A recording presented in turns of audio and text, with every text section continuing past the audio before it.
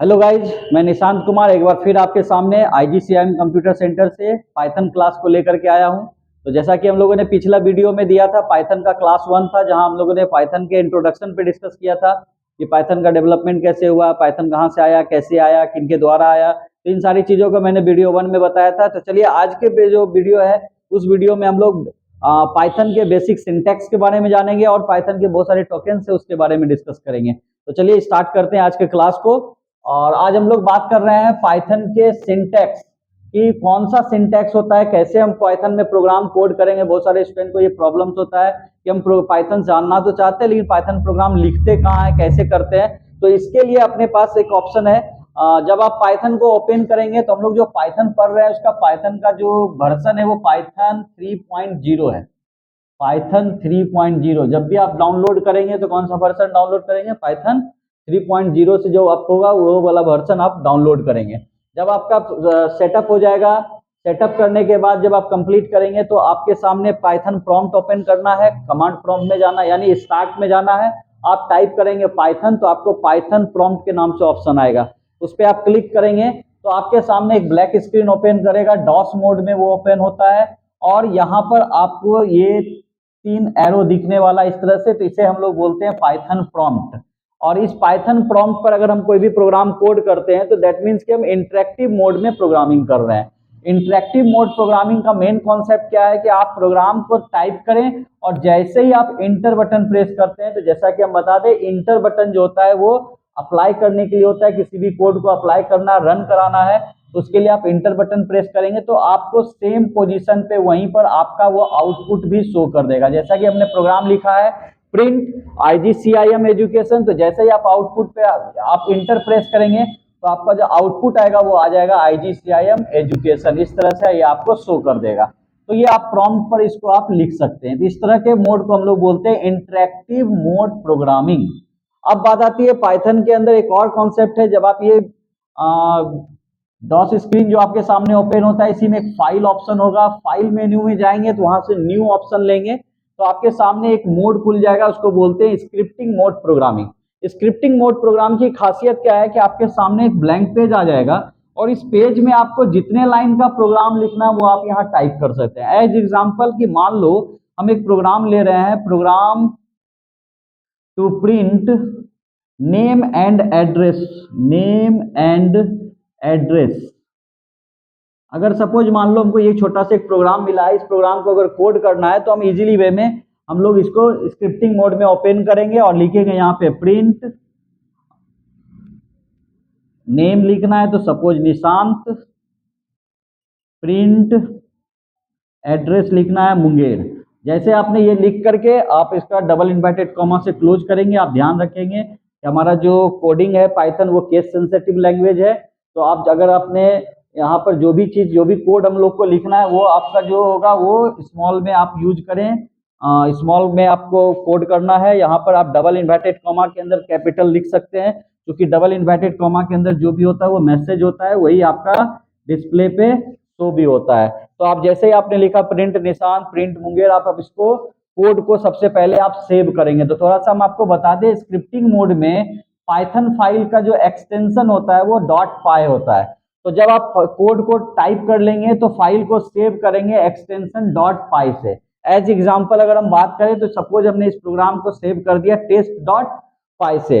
अब आप इसको सेव करके जब आप इसको रन कराते हैं टेस्ट प्रोग्राम को, अगर आप रन कराते हैं तो जो आपका आउटपुट निकल के आएगा वो निकल के आएगा निशांत और साथ में निकल के आएगा मुंगेर। इस तरह से आपका आउटपुट शो करेगा। तो आप इंटरेक्टिव मोड और दूसरा स्क्रिप्ट मोड का प्रोग्रामिंग के माध्यम से आप पाइथन को कोड कर सकते हैं। जुपिटर में कोड करना बिल्कुल आसान है। आपको वहां पर दोनों ऑप्शन मिल जाएगा, चाहे आप इंटरेक्टिव मोड में भी कोड कर सकते हैं और आप चाहे तो स्क्रिप्टिंग मोड में भी प्रोग्राम को कोड कर सकते हैं। इसके अलावा हम लोग बात करते हैं पाइथन के एक टोकन्स का, तो उसमें नाम निकल के आता है आइडेंटिफायर। आइडेंटिफायर क्या होता है दोस्तों, ये समझना बहुत जरूरी है, क्योंकि जब पाइथन का कोड में हम जब आगे बढ़ेंगे, प्रोग्रामिंग में जब आगे बढ़ेंगे तो वहां पर क्या होगा कि पाइथन के बारे में ये जानना है कि पाइथन के अंदर वेरिएबल्स होते हैं, पाइथन के अंदर फंक्शंस होते हैं, पाइथन के अंदर हम और भी कॉन्सेप्ट्स का यूज करते हैं। तो वहां पर पाइथन से संबंधित जो नेम हम लोग डिक्लेयर करते हैं ना, उस नेम को यहाँ पर बताया जाएगा आइडेंटिफायर के रूप में। तो आइडेंटिफायर का कुछ रूल रेगुलेशन है, ये एकदम जानना जरूरी है क्योंकि ये बेसिक्स है। अगर आप इसको नहीं जानते हैं तो कहीं ना कहीं आपका प्रोग्रामिंग के केस में कई बार ऐसा होगा कि आपका लिखा हुआ जो है वहां पर रॉन्ग मिस्टेक्स के रूप में शो कर देगा। तो ऐसे केस में आपको आइडेंटिफायर को जानना बहुत जरूरी है। तो आइडेंटिफायर्स के बारे में अगर हम बताएं तो एक नेम है जो यहाँ पे बता रहा है, identifier is a name used to identify variable, function, class, module and other object. Identifier starts with letter। जब भी आइडेंटिफायर को आप यूज करें तो आप सपोज मान लो कि अगर आपको कोई वेरिएबल क्रिएट करना है तो आपने मान लो हमें सम नाम का वेरिएबल क्रिएट करना है, तो हम एस जो लिख रहे हैं वो लेटर है, हमारा अल्फाबेट है SUM सम, तो ये वैलिड है। लेकिन अगर मान लो SUM सम 1 लिखते हो तो ये भी वैलिड है, क्योंकि अगर आप लेटर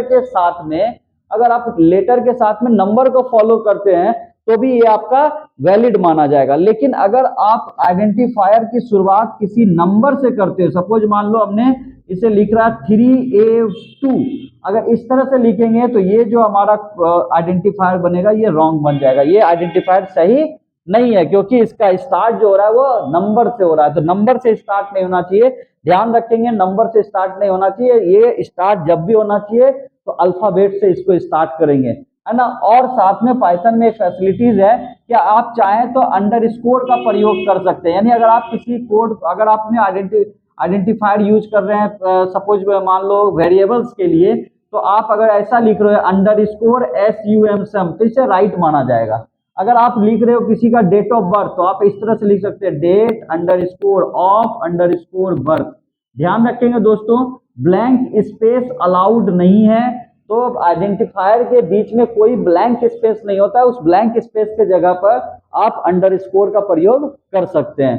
तो यहाँ पर अंडरस्कोर का आप यूज करते हैं। और आपको बता दें कि आइडेंटिफायर में अंडरस्कोर यानी एक सिंबल, इस अंडरस्कोर के अलावा आप कोई और सिंबल का प्रयोग नहीं कर सकते हैं। Python does not allow punctuation, यहाँ देखो मैंने लिख भी दिया, पाइथन कभी भी कोई और भी पंचुएशन को अलाउ नहीं करता है, लाइक $, सिंबल, परसेंट सिंबल, इस तरह का चीजें हम लोग प्रयोग नहीं कर सकते हैं। पाइथन केस सेंसिटिव है, इसलिए आप ध्यान रखेंगे जब भी आप कोड कर रहे हैं, अगर कोई वेरिएबल क्रिएट कर रहे हैं, अगर कैपिटल में क्रिएट किए हैं तो जहां भी आप उस वेरिएबल का प्रयोग करेंगे तो कैपिटल में ही लिखेंगे, स्मॉल में यूज किए हैं तो आप स्मॉल में ही लिखेंगे, इस चीज को आप ध्यान रखेंगे। तो बहुत ही पॉइंट वाली बातें हैं आइडेंटिफायर, और आइडेंटिफायर से संबंधित 2-3 बातें मैं जरूर आपको डिस्कस करूंगा। कि पहला कि आइडेंटिफायर अल्फाबेट से स्टार्ट होना चाहिए, दूसरा ये अल्फा न्यूमेरिक हो सकता है बट न्यूमेरिक अल्फा नहीं हो सकता है, नंबर से स्टार्ट नहीं होगा। इसमें आप अंडरस्कोर से आप इसको यूज कर सकते हैं, अंडरस्कोर से चाहें तो स्टार्ट कर सकते हैं, या फिर किसी भी वर्ड के बीच में आप अंडरस्कोर का प्रयोग एज ए स्पेस यूज कर सकते हैं। तो चलिए गाइस, आज के जो सेकंड क्लास था हमारा, सेकंड क्लास में हम लोग 2 चीज को डिस्कस किया, बेसिक कॉन्सेप्ट पाइथन के बेसिक सिंटैक्स के बारे में, और दूसरा इसके आइडेंटिफायर्स के बारे में। तो आपको प्रैक्टिकल्स की भी नॉलेज दी जाएगी, हम प्रैक्टिकल करके भी दिखाएंगे कि पाइथन का कोड कैसे लिखा जाता है। लेकिन पहले आप थोड़ा सा 2-3 क्लास हम लोग थ्योरी के रूप में चलेंगे, जहां पर हम लोग पाइथन के जो टोकन्स है उसको सबसे पहले समझ लेंगे, तो कोड करना बिल्कुल आसान हो जाएगा और आपको पाइथन में अंदर मजा भी आने वाला है। चलिए, wish you all the best, have a nice day.